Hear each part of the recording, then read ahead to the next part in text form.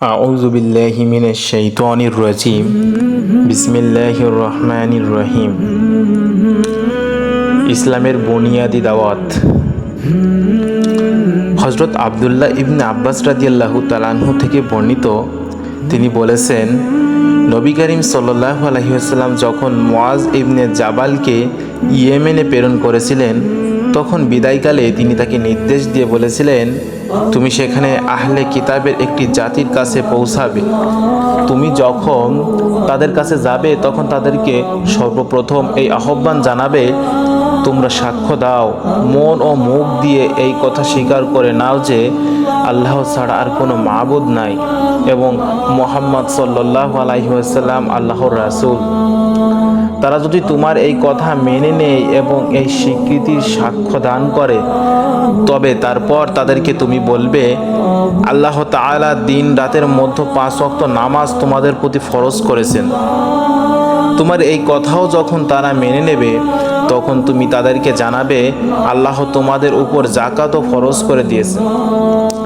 এটি জাতির ধনীদের কাছ থেকে গ্রহণ করা হবে এবং তাদের মধ্যেই গরিব ও মিসকিনদের মধ্যে বন্টন করা হবে। এই কথা মেনে নেওয়ার পর তোমাকে সতর্ক থাকতে হবে যেন যাকাত আদায় করার সময় বেছে বেছে তাদের উৎকৃষ্ট মাল সম্পদ গ্রহণ না করে। অত্যাচারীদের আর্তনাদকে ভয় করো এবং তার ও আল্লাহর মাঝখানে কোনোই অন্তরাল নাই। বুখারী ও মুসলিম। ইমাম বুখারী প্রমুখ মনীষীর পরিবেশিত তথ্য অনুযায়ী 10ম হিজরি সনে এবং ঐতিহাসিকদের মতে 9ম হিজরি সনে নবী করিম সাল্লাল্লাহু আলাইহি ওয়াসাল্লাম হযরত মুআজ রাদিয়াল্লাহু তাআলা আনহুকে ইয়েমেনের শাসনকর্তা নিযুক্ত করে পাঠিয়েছিলেন। বিদায় করার সময় ইয়েমেনবাসীদেরকে ইসলামের দাওয়াত দেওয়ার ক্রমিক ধারা সম্পর্কে যে প্রয়োজনীয় উপদেশ তাকে দিয়েছিলেন, উপরিউক্ত হাদিস তারই উল্লেখ করা হয়েছে। আলোচ্য হাদিসে ইসলামের 5 রুকন বা মৌলিক কাজের মধ্যে কেবলমাত্র কালেমা, নামাজ ও যাকাত এই 3টির উল্লেখ করা হয়েছে। রোজা ও হজের কথা এতে বলা হয় নাই, অথচ তখন এই দুটিও মুসলমানদের প্রতি ফরজ করা হয়েছিল। এর কারণ সুস্পষ্ট। এখানে নবী করিম সাল্লাল্লাহু আলাইহি ওয়াসাল্লাম হযরত মুআজ রাদিয়াল্লাহু তাআলা আনহুকে ইসলামের সমস্ত হুকুম স্মরণ করিয়ে দিতে চান নাই, বরং তিনি ইসলামের দাওয়াত প্রচারের ক্রমিক ধারা সম্পর্কেই বোঝাতে চেয়েছিলেন মাত্র। ইসলামী আন্দোলনে দাওয়াত প্রচারের এবং একে কার্যকর করার ব্যাপারে কোনো ক্রমিক ধারা অবলম্বন করা কর্তব্য। হযরত মুআজ রাদিয়াল্লাহু তাআলা আনহু এর বিদায়কালে নবী করিম সাল্লাল্লাহু আলাইহি ওয়াসাল্লামের আলোচ্য বাণীতে সেই দিকে ইঙ্গিত করাই ছিল মূল লক্ষ্য। নবী করিম সাল্লাল্লাহু আলাইহি ওয়াসাল্লামের নির্দেশের মর্মার্থ হলো ইসলামের সমস্ত হুকুম, আহকাম ও খুঁটিনাটি আদেশ নিষেধ একসঙ্গে একই নিঃশ্বাসে সকলের সামনে উপস্থাপন করা ও সেই সমস্তকে একই সঙ্গে আমলে আনার নির্দেশ দেওয়া কিছুতে সমীচীন হবে না। কেননা প্রাথমিক অবস্থায় একই সঙ্গে ইসলামের বিরাট ও বিস্তারিত আইন কানুনকে কার্যকর করা কারো পক্ষে সম্ভব নয়। সেজন্য এ ব্যাপারে ক্রমিক নীতিকে অবশ্যই অনুসরণ করতে হবে। বস্তুত ভিন্ন জাতি ও ভিন্ন ধর্মী লোকদের সামনে এক আল্লাহর প্রভুত্ব, তাওহীদ এবং হযরত মুহাম্মদ সাল্লাল্লাহু আলাইহি ওয়াসাল্লামের শেষ নবুয়ত মেনে নেওয়ার দাওয়াত প্রচার করাই সর্বপ্রথম কর্তব্য। ইসলামী জীবন ব্যবস্থার এই দুটি ভিত্তিমূলকে স্বীকার করে নিলে অতঃপর তাদেরকে বলতে হবে, আল্লাহ যিনি আমাদের ও তোমাদের একমাত্র আল্লাহ ও শরীকহীন মাওলা, আমাদের জন্য 5 ওয়াক্তের নামাজ ফরজ করেছেন।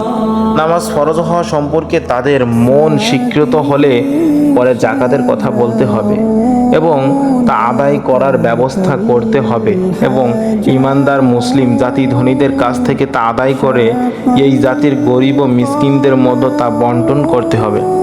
ইসলামী দাওয়াত প্রচারে বৈজ্ঞানিক ও ক্রমিক পর্যায়ে বুঝিয়ে দেওয়াই এই বাণীর লক্ষ্য। সেজন্য নবী করিম সাল্লাল্লাহু আলাইহি ওয়াসাল্লাম প্রধানত নামাজ ও যাকাতের কথাই উল্লেখ করেছেন। অন্যথায় ইসলামের বিস্তারিত খুঁটিনাটি হুকুম, আহকাম হযরত মুআজ রাদিয়াল্লাহু তাআলা আনহুর মোটেই অজানা ছিল না। ইসলামের স্তম্ভের আরকান মধ্য নামাজ ও যাকাতই যে সর্বাধিক গুরুত্বপূর্ণ তা এই হাদিস থেকেও সুস্পষ্টভাবে জানা যায়।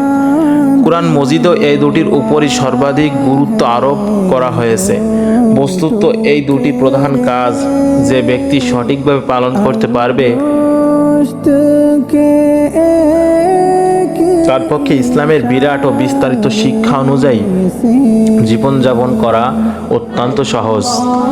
দ্বিতীয়ত, যে সমাজে দুটি ভিত্তিক ব্যবস্থা সঠিক ও সুষ্ঠুভাবে বাস্তবায়িত এবং প্রতিষ্ঠিত হবে, সেই সমাজে ইসলামের অন্যান্য যাবতীয় হুকুম হাকাম তথা ইসলামের পূর্ণাঙ্গ জীবনবিধান অতি স্বাভাবিক ও স্বতঃস্ফূর্তভাবে বাস্তবায়িত হবে। আর যে সমাজে এই দুটি বুনিয়াদী বিষয়ই কার্যকর নাই, সেখানে ইসলামী জীবন ব্যবস্থার বাস্তবায়ন অত্যন্ত কঠিন কাজ। সম্ভবত এই জন্য কোরআন মাজিদে বহু আয়াতে কেবল এই দুটি কাজেরই নির্দেশ রয়েছে এবং মুসলমানই কেবল এই দুটির উপর নির্ভরশীল বলে প্রকাশ করা হয়েছে। ইসলাম প্রচারের ক্রমিক নীতি সম্পর্কে নির্দেশ দানের পর নবী করিম সাল্লাল্লাহু আলাইহি ওয়াসাল্লাম হযরত মুআজ রাদিয়াল্লাহু তাআলা আনহুকে যাকাত আদায়ের নিয়ম সম্পর্কে উপদেশ দিয়েছেন। তিনি বলেছেন, শস্য জন্তুর যাকাত আদায় করার সময় এ থেকে উৎকৃষ্ট জিনিসগুলো বেছে বেছে গ্রহণ করা কিছুতেই ইসলাম সম্মত কাজ হতে পারে না, বরং মাধ্যম ধরনের মান যাকাত বাবদ গ্রহণ করা উচিত। সবশেষে নবী করিম সাল্লাল্লাহু আলাইহি ওয়াসাল্লাম হযরত মুআজ রাদিয়াল্লাহু তাআলা আনহুকে মজলুমের ফরিয়াদি সম্পর্কে সতর্ক থাকতে উপদেশ দিয়েছেন। অর্থাৎ তুমি একটি এলাকার শাসনকর্তা নিযুক্ত হয়ে যাচ্ছে,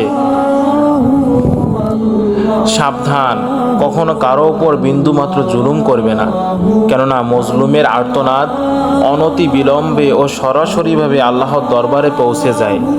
অপর এক হাদিসে বর্ণিত আছে, নবী করিম সাল্লাল্লাহু আলাইহি ওয়াসাল্লাম বলেছেন, মজলুমের প্রার্থনা অবশ্যই কবুল হয়, সে যদি পাপীও হয়, কেননা তার পাপের শাস্তি তো তাকে ভোগ করতেই হবে।